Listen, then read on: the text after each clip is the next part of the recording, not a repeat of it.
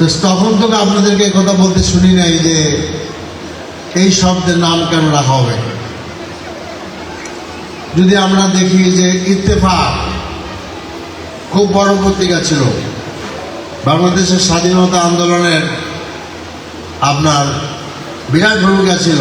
ইত্তেফাক কি বাংলা শব্দ? ইত্তেফাক তো বাংলা শব্দ না। আজাদি শব্দটা কি বলা যাবে না? আজাদি না বলে গোলামি বলেন। আপনারা বলেন যে আমরা আজাদি চাই না, গোলামি চাই। এটি তো আমরা চাই। বলেন আপনারা কি চান, আপনারা কি চান সেটা বলেন, জাতি শুনুক। আমরা বলতে চাই, দিন শেষে দেশের জনগণই সিদ্ধান্ত নেবে যে ইনকলাব থাকবে, আজাদি থাকবে, জিন্দাবাদ থাকবে, না গোলামিকে আমরা বরণ করে নিব। ইনশাআল্লাহ জনগণ, বাংলাদেশের জনগণ আপনার গোলামি চায় না, দিল্লির গোলামি চায় না, তারা আজাদি চায়, তারা ইনকলাব চায়। কাজে আজকে যারা জোর করে আমাদের মুখের ভাষা কেড়ে নিতে যাচ্ছে, তাদের মোকাবিলায় আমাদেরকে নামতে হবে ইনশাআল্লাহ। এবং আমাদের সামনের পথটা আপনার লড়াইয়ের পথ হবে ইনশাআল্লাহ। যে লড়াইয়ে আমরা জিতব, কারণ দেশের জনগণ আমাদের সাথে আছে। 3 কোটির উপরে লোক আমাদেরকে ভোট দিয়েছে, 3,80,00,000 লোক। ভোটের হিসাবে আমাদের ভোটের হিসাব জোটের 38% কত পার্সেন্ট জামাতের, তাদের হলো আপনার 44%। আর এক হিসাবে আসছে 44 আর 46 বা 50। তো ভোটের হিসাব কিন্তু টোটাল হিসাবে কম, পার্থক্য খুবই কম। সেখানে যদি আসলে আপনার পিয়ার পদ্ধতিতে নির্বাচন হইতো, তাহলে আমরা খুব কাছাকাছি সিট পেতাম, একদম কাছাকাছি সিট পেয়ে যেতাম। এবং আমরা দেখলাম যে প্রথম অধিবেশনেই জুলাইকে অস্বীকার করা হলো, যে তারা আমাদেরকে যে চিঠি দেওয়া হয়েছে জাতীয় সংসদের শপথ নেওয়ার জন্য, সেই চিঠিতে উল্লেখ করা হয়েছে যে আপনাদেরকে 2টি শপথ নিতে হবে। একটা হলো জাতীয় সংসদের সদস্য হিসাবে শপথ, আর একটা হলো সংবিধান সংশোধনী করার জন্য যে আপনার সংসদ, সেখানে। এই চিঠি সকলকে দেওয়া হয়েছে, কিন্তু আমরা দেখলাম যে বিএনপি একটা শপথ দিলেন আর একটা নিলেন না। তার মানে জুলাইকে তারা অস্বীকার করলেন। এরপরে আমরা দেখলাম যে আপনার 21শে ফেব্রুয়ারিতে শহীদ মিনারে দোয়ার অনুষ্ঠান করা হলো। এটা প্রথমবারের মতো, আগে দোয়া অনুষ্ঠান ছিল না। সেই জন্য আমরা সরকারকে, তারেক রহমানকে ধন্যবাদ দেই। কিন্তু ওই দোয়া অনুষ্ঠান কাদের নিয়ে করা হবে সেখানে জুলাইয়ের কথা বলা হয়নি, 24শে জুলাইয়ের কথা বলা হয়নি। বলা হয়েছে 71 ইত্যাদি, ঠিক আছে সেগুলা। তো দেখা যাচ্ছে যে সব জায়গার থেকে জুলাইকে বিদায় করার একটি অত্যন্ত সুস্পষ্ট পদক্ষেপ আমরা দেখতে পাচ্ছি। তো কাজেই আমাদেরকে মনে হয় যে জুলাই যোদ্ধাদেরকে, জুলাই আন্দোলনকে বাংলাদেশের ইতিহাস থেকে মুছে ফেলার পদক্ষেপ নেওয়া হচ্ছে। এবং এই কথা যদি করা হয়, আমি খুব অবাক হব না যে পাঠ্যপুস্তকে আবু সাঈদের কথা হয়তোবা থাকবে না, মুগ্ধর কথা থাকবে না। আমাদের যে জাতিসংঘ বলেছে 1400, it may be 2000 more than that, তাদের কথা হয়তোবা থাকবে না। তো কাজেই আমাদের জাতীয় জীবনের সবচেয়ে বড় দুঃখ হলো, বেদনা হলো এটা, আমরা জাতির সম্পদগুলোকে চিনতে পারি না, জাতীয় সম্পদগুলোকে চিহ্নিত করতে পারি না। আমরা দিন শেষে সেটাকে অস্বীকার করি। কারণ এই আন্দোলনের সময় আমরা কিন্তু ভুলে যাই না, এটা কিন্তু আমাদের ইসে আছে, ইউটিউবে আছে, যে ফখরুল ইসলাম আলমগীর বলেছেন যে পরিষ্কারভাবে একই দিনে 2টি বক্তব্য আসছে যে এই আন্দোলনের সাথে আমাদের কোনো সম্পর্ক নাই। এটা হলো ছাত্রদের আন্দোলন। একই সাথে আমাদের সেক্রেটারি জেনারেল, তখন তো খুব খারাপ অবস্থায় ছিলাম, যেখানে এই ঘোষণা দেওয়া হয়েছিল এটা একটা বাড়ির একটা রুম, আসলে কোনো কার্যত কোনো সাংবাদিক সম্মেলন ছিল না। সেখান থেকে জামাতের পক্ষ বলা হয়েছিল এই আন্দোলনের সাথে পরিপূর্ণভাবে আমরা আছি, আমরা এর সমর্থনে আছি, কাজে আছি। কাজেই আপনাদের লাইনটা তো আমাদের জানা, তা আমরা দেখতে চাই সামনের দিকে কি হবে, সামনের দিকে কি হবে এটা আমরা দেখতে চাই।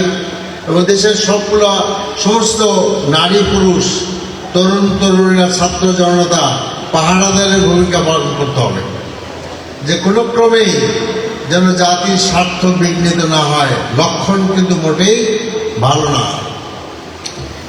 এরপরে আমি যে কথা বলতে চাচ্ছি, আমি খুব লম্বা বক্তৃতা করতে চাচ্ছি না। আমরা মাহে রমজানের মধ্যে প্রবেশ করেছি বেশ আগে, আরো কয়েকদিন আগে। আল্লাহ তাআলার পক্ষ থেকে মাহে রমজান আমাদের জন্য বিরাট একটি সওগাত, বিরাট উপহার। অতীতের জাতিগুলো আপনার অনেক তারা হায়াত পেয়েছে। নূহ আলাইহিস সালাম তো 950 বছর দাওয়াতি কাজ করেছিলেন, সেই তুলনায় আমাদের বয়স অতি কম, অল্প। সেখানে মাহে রমজানের এই মাসটি আল্লাহর পক্ষ থেকে একটি কম্পেনসেটের মতো, যাতে করে আমরা আমাদের সেই অল্প আয়ুর যে সীমাবদ্ধতা সেটাকে আমরা কাটিয়ে উঠতে পারি। কারণ এই মাহে রমজানের প্রত্যেকটি কাজের অনেক বেশি বেশি মর্যাদা আল্লাহ তাআলা দিবেন।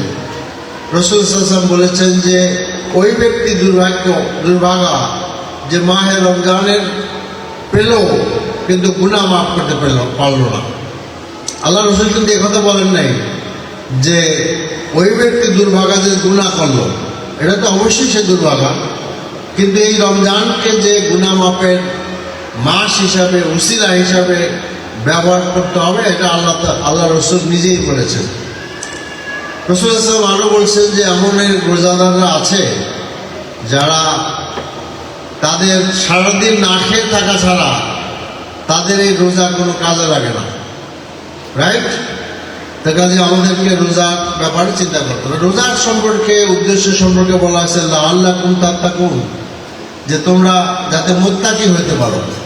হোয়াট ইজ দ্যাট মুত্তাকি? ওমর রাদিয়াল্লাহু আনহু সাহাবীকে জিজ্ঞেস করছেন মুত্তাকি কারা? তিনি বলছেন ইয়া আমিরুল মুমিনিন, আপনি কি কণ্ঠকাকীর্ণ সংকীর্ণ গিরিপথ দিয়ে কখনো যাতায়াত করেছেন? বলে করেছি। তো কিভাবে করেছেন? তখন আমি আমার কাপড় চুপড় করে আটসাট করে বেঁধে গেছি, যাতে করে কাপড় কাটায় আটকায় না যায়। তো সাহাবা বলছেন এইটাই মুত্তাকির জীবন, যে ব্যক্তি আল্লাহর বিধিনিষেধের ব্যাপারে সাবধানী হয়ে চলে সেই মুত্তাকি। রাসূলুল্লাহ সাল্লাল্লাহু আলাইহি ওয়াসাল্লাম আরো বলেছেন যে আয়েশা মুমিনদেরকে সীমান্তের কাছে ঘোরাফেরা করতে তিনি নিষেধ করেছেন।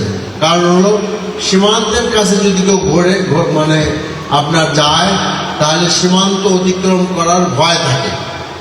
আমরা যখন উজু করি তখন তো আমরা এই কোনোই পর্যন্ত উজু করার কথা, কিন্তু আমরা আরো 2 আঙ্গুল বেশি নেই। কেন নেই? টু এনশিওর যে আমরা এইটা ধৌত করতে পারছি।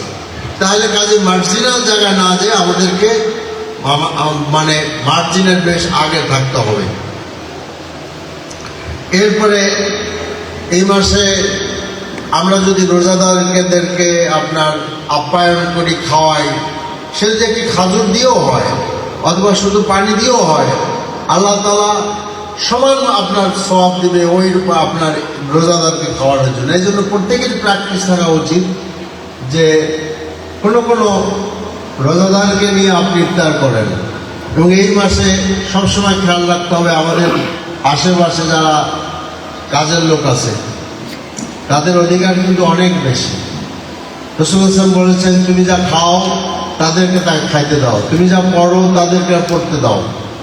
তা কাজেই সেই রকমভাবে আমরা যদি আমাদের কাজের লোকদের অধিকারের কথা আপনার চিন্তা করি তাহলে ভালো হবে। রাসূলুল্লাহ সাল্লাল্লাহু আলাইহি ওয়াসাল্লাম আরো বলছেন যে তাদের উপরে কোনো ভারী বোঝা চাপিয়ে দেবো না, যদি কখনো ভারী বোঝা চাপাও তাহলে তাদেরকে সাহায্য করো। এইভাবে আমাদেরকে আরো দেখতে হবে। এই মাসে আসলে আরাম করার বা ঘুমানোর মাস না। রমজান মাসে যদি আমরা সারাদিনই ঘুমায় কাটাই, আরাম করতে থাকি, তাহলে তো আসলে মাসটা শেষ হয়ে যাবে। মাস তো আমার জন্য আপনার জন্য বসে থাকবে না। আপনাকে দিনে কাজ করতে হবে, রাতে জাগতে হবে। আমাদের বোনদের তো আসলে কাজটা অনেক বেশি, কারণ তাদেরকে সংসারও সামলাইতে হচ্ছে, বাচ্চা সামলাইতে হচ্ছে। সকলে এসে তৈরি খাবার টেবিলে যাচ্ছে, সেই দায়িত্বটা আমাদের বোনদের উপরে পড়ে। তা আমি বিশ্বাস করি আল্লাহ তাআলা তাদেরকে এইসব কাজের বিনিময়ে অনেক অনেক প্রতিদান আখিরাতে তাদেরকে দিবেন। তো আমাদের যেটা উচিত, রাত্রি জাগরণের অভ্যাস করা উচিত। It's very very important. কারণ এই ভোররাত্র, রাত্রের শেষের সময়টা এমন একটি সময়, যে সময় সারা পৃথিবীতে ঘুমায় থাকে, আপনার ঘরের লোকেরাও ঘুমায় থাকে। সে সময় আওয়াজ হয় না। আপনি যখন কোনো কথা বলবেন, আপনার কান খুব সুন্দরভাবে শুনতে পারবে। তো সে সময় আপনি জাগেন, ওঠেন, উজু করেন, নামাজে দাঁড়ান। নামাজে দাঁড়িয়ে আল্লাহ তাআলা আপনাকে যতটুকু সুযোগ দিয়েছে, তেলাওয়াত করে নামাজ পড়েন। তাহাজ্জুদের নামাজে আমি অবশ্য মেয়েদের সম্পর্কে বলতে পারবো না, পুরুষদের ব্যাপারে দুইটাই সুযোগ আছে, জোরে পড়া এবং আস্তে পড়া। এটা আমাদের দায়িত্বশীল বোনেরা বলবেন। আপনি তেলাওয়াত করেন নামাজে, যাদের বেশি পড়ার সুযোগ আছে, বেশি পড়বেন। আপনি 2 রাকাত, 4 রাকাত, 6 রাকাত, 8 রাকাত পড়েন। সাধারণত আমরা যারা পুরুষ, তারা তো তারাবির সাথে বেতের নামাজটা জামাতে সহিত পড়ি, যেটা সুন্নাত। তো আপনারা হয়তো আগেও পড়তে পারেন, পরে রেখে দিতে পারেন। এরপরে একটা ভালো মোনাজাত করা দরকার। আর দোয়া মুখ্য ইবাদত, দোয়া হলো মুখ্য ইবাদত। এর সম্পর্কে আপনার ইয়াসিন কাদের যে বই, দোয়া মুমিনের হাতিয়ার, এটা আপনারা যারা পড়েন নাই করে দেন, অনেক সুন্দর। দোয়া করেন। এবং আমি তো বলি এই কথা যে আমরা যখন একটি বড় কাজে যাই, যেমন আমরা প্রাইম মিনিস্টারের কাছে গেলে, কোনো মন্ত্রীর কাছে গেলে, ইভেন কি আমিরে জামাতের কাছে গেলে, আমরা একটা তালিকা তৈরি করি যে আমরা কি আলাপ করব। তা দোয়া যদি আপনি করতে চান, কার কাছে হাত পাচ্ছেন আপনি? হাকামুল হাকিমিন, যিনি আসমান ও জমিনের মালিক, ভালো মন্দের মালিক, ইয়ামুল কিয়ামুল মালিক, বেহেশত দুনিয়ার মালিক, জীবন ও মৃত্যুর মালিক, তার কাছে আপনি হাত তুলছেন। তিনি এমন একটি সত্তা যে তার কাছে কোনো কিছুর অভাব নেই। আর তিনি এমন একটি সত্তা, তিনি ছাড়া কোনো কিছুর মালিক এই পৃথিবীতে কেউই নয়। কাজে আপনি তার কাছে সব চাইতে পারেন। মানুষের যে তাকদীর, এই তাকদীরকে আপনার পরিবর্তনের কোনো সুযোগ নাই। হাদিসে আসছে যে কিতাব আপনার বন্ধ হয়ে গেছে, কালি শুকিয়ে গেছে। কিন্তু এখানে একটা কথা আসছে যে খালি দোয়াই মানুষের তকদীরকে পরিবর্তন করতে পারে। একমাত্র দোয়া মানুষের তকদীরকে পরিবর্তন করতে পারে। কাজে আমি আপনাদের পরামর্শ দেব, make a list of your দোয়া, make a list of your দোয়া। ইটস নট নেসেসারি যে লিখে নিতে হবে, কিন্তু জেহেনের মধ্যে থাকতে হবে। সুন্দর করে দোয়া করেন। দোয়ার কিন্তু একটা নিয়ম আছে। হাত তুলেই এটা চাই, ওটা চাই, এই কথা বলার কোনো নিয়ম নাই। আপনাকে সানা করতে হবে, আল্লাহর পরে আপনি আল্লাহর প্রশংসা করেন, রসুলের আপনার দরুদ পড়েন। এরপরে আপনি আস্তে আস্তে আস্তে আস্তে আস্তে দোয়া করেন, নিজের জন্য, নিজের স্বামীর জন্য, নিজের স্ত্রীর জন্য, পরিবারের জন্য, ছেলে মেয়ের জন্য, আত্মীয় স্বজনের জন্য, বাপ মার জন্য, সংগঠন আন্দোলনের জন্য, সবার জন্য আপনি দোয়া করেন। কারণ দুনিয়ার মানুষ যদি আমাদেরকে ফুৎকারে উড়িয়ে দিতে চায়, তা কখনই সম্ভব হবে না যদি আল্লাহ তাআলা আমাদেরকে কোনো কাজের জন্য সিলেক্ট করে থাকেন। এমন পরিস্থিতি আল্লাহ তৈরি করে দিবেন যে তারা বুঝতেও পারবে না যে তারা কি ভুল করতেছে। কাজেই দিন শেষে আমাদের কাজ শেষ করার পরে আল্লাহর কাছে ধন্যবাদ দেওয়াটা ইজ ভেরি ভেরি ইম্পর্টেন্ট। এবং আপনার বদরের যুদ্ধে রাসূল সাল্লাল্লাহু আলাইহি ওয়াসাল্লাম যখন সাহাবাদেরকে বদরের ময়দানে দাঁড় করিয়ে দিলেন, দাঁড় করিয়ে দিলে তিনি তার রুমে ফেরত আসলেন, তার সাথে আবু বকর রাদিয়াল্লাহু আনহু ছিলেন।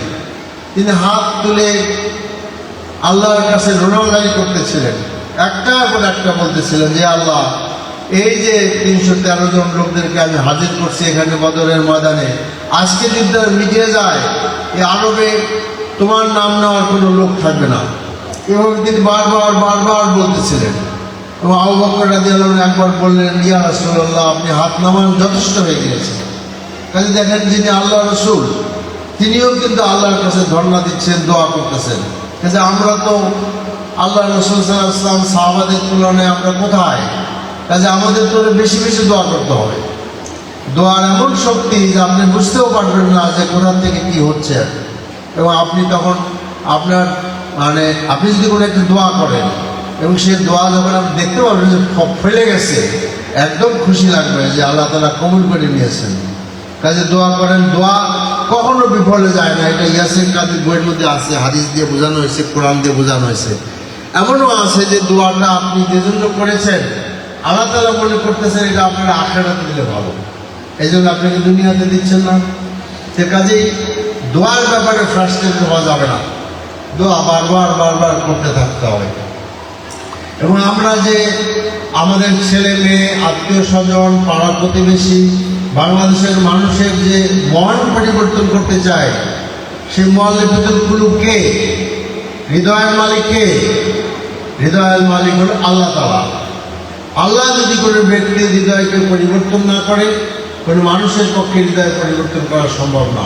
রাসূল সাল্লাল্লাহু আলাইহি ওয়াসাল্লামকে আল্লাহ তাআলা নিজেই বলছেন, তোমাকে দারাগো করে পাঠানো হয় নাই, তোমার কাজ দাওয়াত দেওয়া, হেদায়েত দেওয়া না দেওয়া এটা আমার কাজ। কাজে আজকে বাংলাদেশের যে পরিস্থিতি তৈরি হয়েছে, ব্যাপক আপনার ভাই বোনেরা এই আন্দোলন সংগঠনের প্রতি আকৃষ্ট হয়েছে। কাজে এই যে আমাদের প্রতি আস্থা, আমাদের প্রতি তাদের বিশ্বাস, এই বিশ্বাসকে মাথায় তুলে রাখতে হবে, এই বিশ্বাসকে যত্ন করতে হবে, এই বিশ্বাসের গোড়ায় পানি দিতে হবে।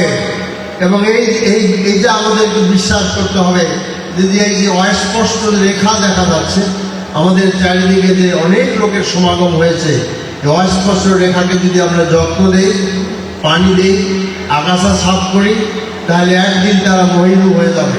কে জানে, যারা আমাদের মধ্যে আসছে সেই ভাই বোনেদের মধ্যে এমন লোকরা আমাদের জন্য অগ্রসর হয়ে আসবে, যারা জামাতের সংগঠনের নেতৃত্ব দিবে, মহিলাদের নেতৃত্ব দিবে। এটাই তো আমরা চাই। আমরা চাই যে শত ফুল ফুটুক, সেই ফুলগুলোর থেকে যে ফুলটা অতীব দেখতে ভালো, সুঘ্রাণ আলা, সেই ফুলটা যেন আমাদের বাগানকে আপনার মহিমান্বিত করে এবং চারিদিকে সুবাসিত করে আমাদের। আমরা বাংলাদেশের জনগণকে, বাংলাদেশের রাজনীতিকে আমরা কোয়ালিটি দিয়ে আপনার মোকাবিলা করতে চাই, আমরা কোনো হাঙ্গামা দিয়ে মোকাবিলা করতে চাই না। যেটাকে রাজনৈতিক দল বলা হয়, জামাত বা শিবির সেই অর্থে কোনো রাজনৈতিক দল নয়, এটা আসলে ইসলামী দল। কারণ আমাদের কাজের একটা বিরাট অংশ হলো আল্লাহর দ্বীনকে চর্চা করা, কোরআনকে চর্চা করা, হাদিসকে চর্চা করা, ইসলামের বিভিন্ন বই পুস্তক পড়া। আল্লাহ তাআলা কিয়ামতের ময়দানে আমাদেরকে বিভিন্ন প্রশ্নের সম্মুখীন করবেন, জবাব দিবেন। তার মধ্যে একটি বড় প্রশ্ন হলো যে আমরা কতজন মানুষকে কিভাবে আল্লাহর দিকে ডাকতে পারলাম। এবং এর থেকে বড় সাদকা জারিয়া তো হইতে পারে না। আমার প্রচেষ্টার মাধ্যমে যদি ভাই বোনেরা আল্লাহর দ্বীনের পথে আসেন, তার পুরোটা প্রতিদান কিন্তু আমি পেয়ে যাব। কাজে এর থেকে কিন্তু একটা লোভনীয় কাজ। আমি মাঝে মধ্যে চিন্তা করি এবং অবাক হয়ে যাই যে পৃথিবীতে যারা অনেক বই লিখে গেলেন, আন্দোলন তৈরি করে গেলেন, অনেক বড় বড় প্রাণ পুরুষ আছে। তার মধ্যে আপনার শহীদ হাসানুল বান্না একজন, তার ডাকে অনেক লোক আপনার জড় হয়েছে ইখওয়ানুল মুসলিমিনের ব্যানারে। আজকে পৃথিবীর বহু দেশে ইখওয়ানুল মুসলিমিন অনেক বড় সংগঠন আছে। এবং এই যে মাল্টিপল রেশিওতে ইখওয়ানুল মুসলিমিনের মাধ্যমে নারী পুরুষরাই আন্দোলনে আসতেছে, আল্লাহর পথের সাথে পরিচিত হচ্ছে, তারা জীবন দেওয়ার জন্য প্রস্তুত, দ্বিধা করতেছে না। এই প্রতিদান তো সব হাসানুল বান্না পাবে, কবরে বসে বসে সে পাচ্ছে। আর টেক দি কেস অফ মৌলানা মওদুদী, যিনি হায়দ্রাবাদ ইউনিভার্সিটিতে শিক্ষকতার যে অফার ছিল সেটা তিনি গ্রহণ করেন নাই। তিনি আপনার একটি আন্দোলন সংগঠন গড়ে তোলার জন্য প্রস্তুতি নিয়েছেন। তিনি অনেক বই লিখেছেন। 18 বছর বয়সে আল জিহাদ তিনি লিখেছেন এবং তার লেখা বা চিন্তার অনেক সমালোচনা হয়, সেটা ভিন্ন কথা। যারা সমালোচনা করেন তা করবেন, কিন্তু চিন্তা করে দেখুন তো, আজকে মৌলানা মওদুদীর দাওয়াতে সারা পৃথিবীতে লক্ষ লক্ষ তরুণ তরুণীরা একত্রিত হয়েছে। কেন ইমাজিন এ সিঙ্গেল পার্সনকে কিরকম ঢেউ তৈরি করে দিল পৃথিবীর বুকে, এ আমাদের নদীতে, আমাদের সাগরে, যার ফলে আজকে এই দাওয়াতে বহু লোক আসছে। তা আমার তো মনে হয় যে মৌলানা মওদুদীর কবর গুলজার হয়ে যাবে বলে আমি আশা করি, এবং তিনি পাইতেই থাকবেন। এই যে আমরা আজকে আলোচনা করছি, এই যে আমিও ওই সাহিত্যের একজন কর্মী ছিলাম, তো কাজে এখনো আছি। কাজে আমার মনে হয় যে সদকা জারিয়া সম্পর্কে আমাদেরকে বেশি বেশি করে চিন্তা করতে হবে। এরপরে আমি যে কথা বলতে চাচ্ছি আপনাদের কাছে, যে মাহে রমজানের আমরা গুরুত্ব কেন, এটা আমাদেরকে বলতে হবে, বুঝতে হবে। আল্লাহ তাআলা বলছেন শাহরুল রমাজানুল্লাযী উনজিলা ফিল কোরআন, যে এই মাসে কোরআন নাজিল হয়েছে, এই জন্য এই মাসের গুরুত্ব বেশি। কাজেই যদি মাহে রমজানকে গুরুত্ব দিতে হয়, তাহলে আমাদেরকে কি করতে হবে? আমাদেরকে কোরআনকে গুরুত্ব দিতে হবে। কোরআনকে যদি গুরুত্ব দিতে আমরা না পারি, তাহলে মাহে রমজানের গুরুত্ব দেওয়া হবে না। আর কোরআন আরবি ভাষায় নাজিল হওয়ার কারণে আমরা কোরআনের অর্থ পড়লে বুঝি না। তো সবচেয়ে উত্তম হবে যদি কোরআনিক আরবি আমরা জানতে পারি, দ্যাট ইজ নূরুন আলা নূর। অনেকেই চেষ্টা করেন, বোনেরা বেশি অগ্রসর, মানে আই স্যালিউট দেম। কিন্তু এরপরে আমরা যেটা কাজ করতে পারি, দুটি কাজ করার জন্য আমি আপনাদেরকে প্রোগ্রাম দিতে চাই। যে রমজানের বাকি যে কটা দিন আছে, এই দিনগুলোতে আমরা যে সমস্ত ছোট ছোট সূরা আপনার এই নামাজে পড়ি, 10টা 12টা বা 14টা, এটার অর্থটা আপনারা জেনে নেন, পারবেন না? এইগুলো অর্থ জানেন। এখন তো অনেক কি আছে, শব্দে শব্দে কোরআন আছে, সেগুলো দেখলে আমরা বুঝতে পারবো, এবং দেখবেন যে বাংলার মতোই মনে হয়। এরপরে আমরা সানা পড়ি, আমরা আতাহিয়াতু পড়ি, দুরূদ শরীফ পড়ি, দোয়া মাসুরা পড়ি, আমরা তাসবিহ পড়ি নামাজের মধ্যে। এরপরে আমরা যেটা পড়ি সেটা হলো যে আপনার রুকু থেকে ওঠার সময় বলি মানে সামি আল্লাহু লিমান হামিদা, রাব্বানা লাকাল হামদ হামদান কাসীরান তাইয়িবান মুবারাকান ফি। এগুলো অর্থ জানতে হবে। 2 সেজদার মাঝখানে দোয়া, এগুলো বাংলার মতোই আর কি, এগুলো আপনি এগুলো অর্থ জানতে হবে। তো তাহলে আমার মনে হয় যদি আমরা এগুলো জানি, তাহলে আমরা নামাজে মনোযোগ হবে আমাদের, আসবে, মজা পাবো। জানার পরে কিন্তু হারায় যেতে চাবে, আবারও পড়বেন, আবারও দেখবেন। আর একটা প্রোগ্রাম নেওয়া যেতে পারে, নেওয়া উচিত। আল্লাহ তাআলা কোরআনে হাকিমে বলছেন হুদাল লিন্নাস, এটা কাদের জন্য হেদায়েত? মানুষের জন্য হেদায়েত। হুদাল লিন্নাস, মানুষের জন্য হেদায়েত। আল্লাহ তাআলা বলছেন লা রাইবা ফি, এটা এমন কিতাব যেটার মধ্যে কোনো সন্দেহ নেই। পৃথিবীর সকল মানুষের হেদায়েতের জন্য এই কিতাব। আল্লাহ তাআলা বলেন নাই যে হুদাল লিল মুসলিম, তা কিন্তু বল নাই। হুদাল লিল মুমিনুন, তাও তিনি বলেন নাই। তিনি বলছেন হুদাল লিন্নাস, দুনিয়ার মানুষের জন্য এটা হেদায়েত। এবং আল্লাহ তাআলা যে ঘোষণা দিয়েছেন, দুনিয়ার কোনো মানুষের পক্ষে সেই ঘোষণা দেওয়া সম্ভব নয়। তিনি বলছেন লা রাইবা ফি, এটার মধ্যে কোনো সন্দেহ নাই। কাজেই এমন একটি কিতাব আমাদের কাছে আছে, কিন্তু আরবি ভাষায় থাকার কারণে সেটা আমরা জানি না, বুঝি না। সেই জন্য দেখেন একটা প্রোগ্রাম নেওয়া যায় কিনা, আগামী 2 বছর অথবা 3 বছর আল্লাহ যদি আমাদেরকে বাঁচায়, এই 2-3 বছরের মধ্যে আপনারা যেটা করবেন সেটা গোটা কোরআন শরীফ পড়ে ফেলবেন। 2 কি 3 বছর পারা যাবে না? 2 বছর আর 3 বছর দেখবেন যে আপনার অনেক কথা আমরা জানতে পারবো। যেরকম ধরেন আপনাদের বোনেদের কথাই বলি, বা সবারই ইস্যু এটা, সূরা তালাক আছে না, তালাক, সেখানে তালাকের অনেক কথাবার্তা আছে, বিস্তর আছে। তাফসীরুল কোরআনে এত বড় ব্যাখ্যা, মোটা ব্যাখ্যা, এগুলো আমাদের জানা উচিত। সূরা নূর পড়লে, আযাব পড়লে পর্দার বিষয়গুলো আমরা জানতে পারবো। আপনি সূরা নাস পড়েন, ফালাক পড়েন, দেখবেন যে ওখানে আপনার আল্লাহ তাআলা কোন কোন বিষয়ে আশ্রয় চাইতে বলছে। এগুলো আমাদেরকে ভালোভাবে পড়তে হবে, আমাদের সুন্দর করে। আরেকটি কথা আমি বলতে চাচ্ছি, সেটা হলো সিরাত। ওই মুসলমানকে আমি উত্তম মনে করি যে সিরাতকে সে পুনঃ অনেক অনেক সিরাত গ্রন্থ পাঠ করে। আল্লাহ রসুল সাহেবের শরীয়ত আল্লাহ তাআলা তাকে মনোনীত করেছিলেন এই পৃথিবীর মানুষের সামনে আল্লাহর দ্বীনের দাওয়াত দেওয়ার জন্য, এবং তিনি এসে দাওয়াত দিয়েছেন, ইয়া আইয়ুহান নাস উবুদু রাব্বাকুল্লাযী, দুনিয়ার মানুষ তোমরা আল্লাহর দাসত্বকে কবুল করে নাও। এবং তার 65 বছরের জিন্দেগি তিনি করে দেখিয়েছেন।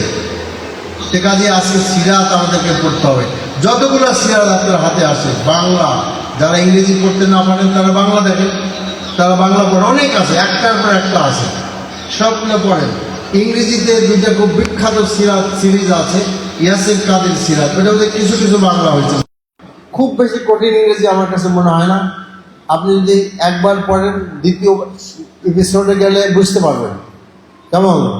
এরপরে আবু নাসের জান্দা নামে একটা আছে, 180 এপিসোড, 180, কেন ইমাজিন, 180 সিরাতের উপরে 180 এপিসোড আছে। প্লিজ গান করো। ইংরেজিতে আছে, অবশ্যই কঠিন ইংরেজি না। তা আসলে আমার তো মনে হয় যে আমরা যারা মুসলমান, কোরআনকে যখন আমরা বুকের মধ্যে রাখবো, রসুলের সুন্নতকে, সিরাতকে আমরা তেমনিভাবে চেটে বুটে খাইতে হবে।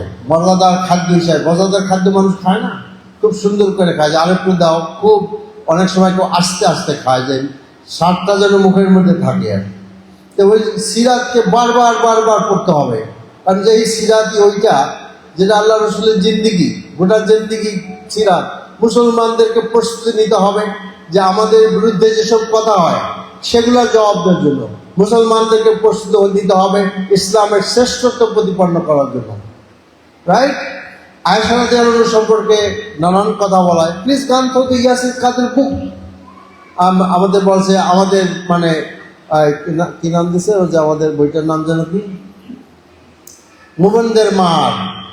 আয়েশা রাদিয়াল্লাহু আনহার জীবনটা আপনার পড়েন, ওখানে সব কথা আছে, অনেক কথা আছে। তো কাজেই এই যে আল্লাহ রসুল নাই, তিনি চলে গেছেন, বহু আগে চলে গেছেন, তার যে আপনার মানে ইজ্জত এবং তার যে সম্মান, এইটাকে প্রোটেক্ট করার দায়িত্ব সকল পৃথিবীর মুসলমানদের, সকল পৃথিবীর মুসলমান নরনারীর জন্য এটা দায়িত্ব। রাসূলুল্লাহ সাল্লাল্লাহু আলাইহি ওয়াসাল্লাম নিজেই বলেছেন যে ওই ব্যক্তি তখন কখনো মুমিন হইতে পারবে না যে নিজের থেকেও আল্লাহ রসুলকে বেশি ভালো না বাসে। আল্লাহ রসুলকে আমাদেরকে বেশি করে ভালোবাসতে হবে, প্রাণের মধ্যে নিয়ে আসতে হবে। আমি কথা শেষ করতেছি যে কথা বলে, এই মাসে আরেকটি মহিমান্বিত রাত আছে, যাকে আল্লাহ তাআলা বলছেন লাইলাতুল কদর, 1000 মাসের থেকে উত্তম। আরবিতে 1000 শব্দ যেখানে ব্যবহার করা হয় সেটা আধিক্য ব্যবহার করার জন্য বলা হয়, তাফসীরকাররা লিখছেন। এর অর্থ হলো আরবিতে কিন্তু লাখ বা কোটি নাই, আছে কি 1000। কাজে দ্যাট ইজ দি সুপ্রিম মানে কোয়ালিটি, কোয়ান্টিটি বোঝানো হয়েছে। কাজে অনেক বড়। এই রাতটি তালাশ করতে হবে। এই রাত্রিতে ঘুমাইলে চলবে না। আমি আগেই বলছি যে ঘুমের জন্য রমজানকে তৈরি করা হয়নি, রমজান আমাদেরকে দেওয়া হয়নি। যারা সতর্ক, বোনেরা নিজেদের বাসায় ইতিকাফ করতে পারেন, this is very good thing. আপনারা করতে পারেন আপনার নির্দিষ্ট জায়গায় করে, আপনার রুমের মধ্যে করেন, রুমের মধ্যে আনলে খানা খান। এবং এটা খুব না, আপনি যদি বাইরে যাওয়ার টেবিলে খাবার খান তাতে আপনার ইতিকাফের কোনো ঝামেলা হবে না। তো কাজে ইতিকাফ করা উচিত।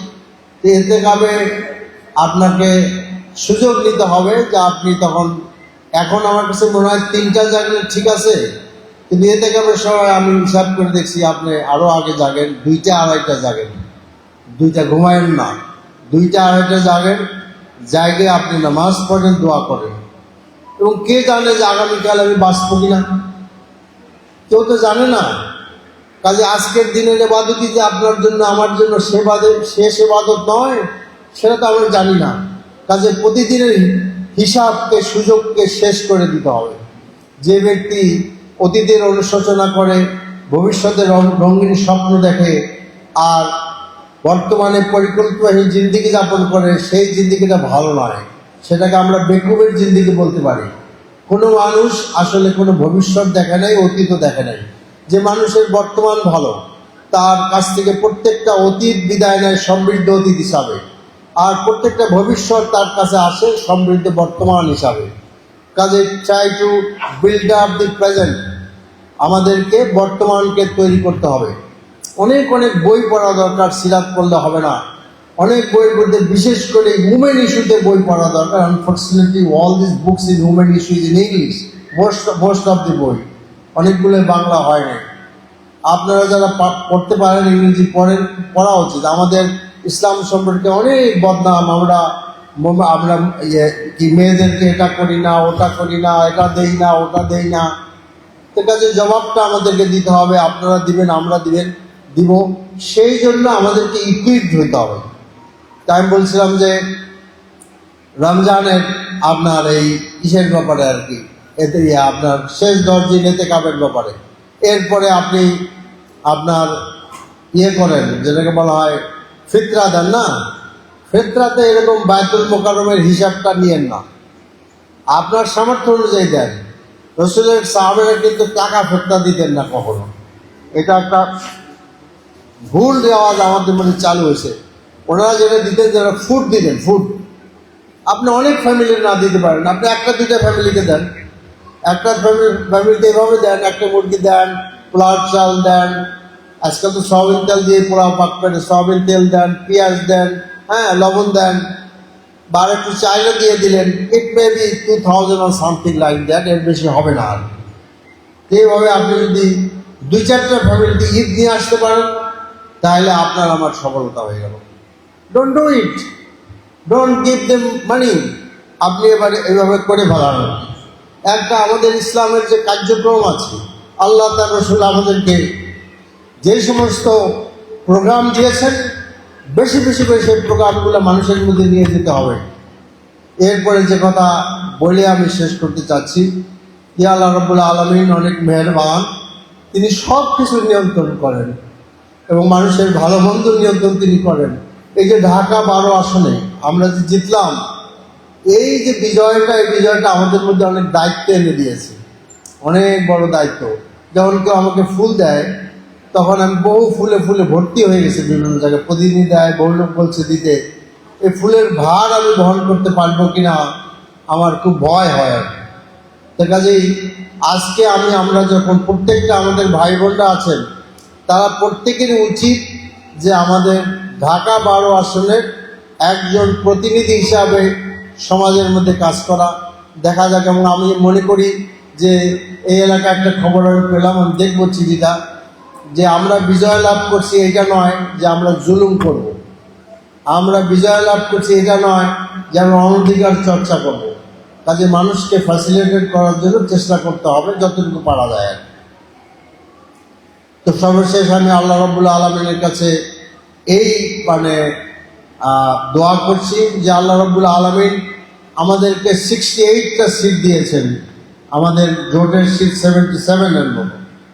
তো কাজেই এই যে আল্লাহ তাআলা আমাদেরকে এই যে মানুষের প্রতিনিধিত্ব করার যে সুযোগ দিলেন, ইট ইজ এভার বিফোর, যেটা আগে কখনো ছিল না।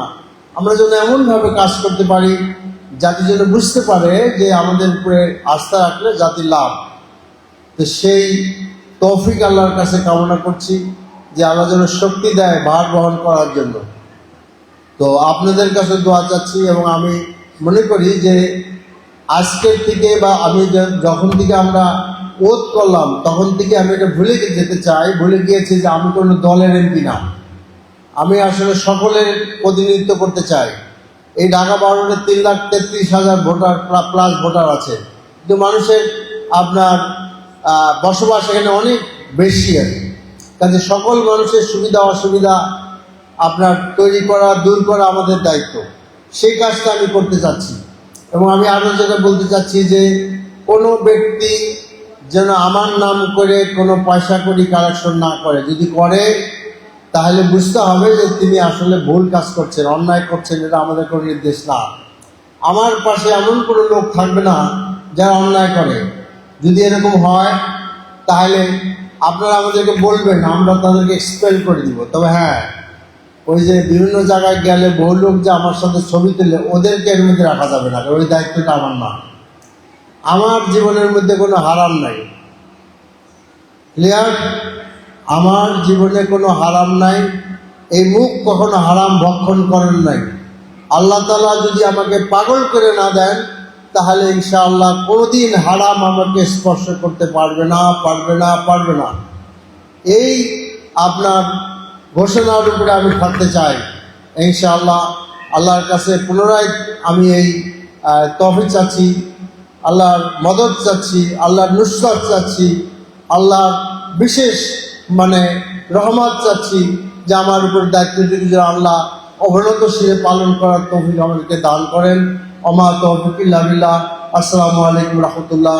সুবহানাকা আল্লাহুম্মা বিহামদিকা আশহাদু আল্লা ইলাহা ইল্লা আনতা আস্তাগফিরুকা ওয়া আতুবু ইলাইক। আপনাদেরকে অনেক অনেক ধন্যবাদ।